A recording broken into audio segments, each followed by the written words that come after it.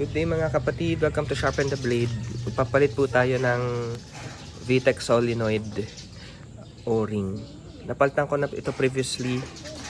Too bad, marami na ako nagamit na gasket sa auto supply, sa iba't ibang, pati yung mga gasket set ko dito. Wala talagang good fit, naglilik pa rin siya. Ang problem, wala rin mabilhan sa Shopee. Sa kasa naman, 3 months daw ang paghihintay bago dumating. So I ordered this from China pa to. So isang set siya, 100 plus lang.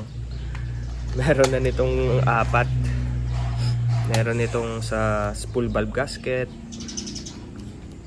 Meron nitong sa VTC strainer. Ayan, inapalitan ko na tong dalawa. Saka ito yung sa oil pressure na O-ring ng spool valve. So ito lang na mapapalitan natin. Sana gumana. Wala na tayong maging problema sa leak sa side.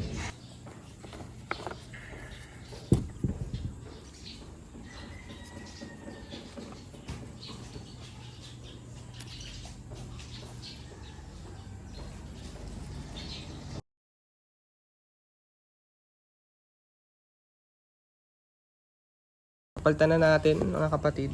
So sana mukhang mas makapal to ng konti. Millimeter lang or 0.5 millimeter. So mukhang swak na to.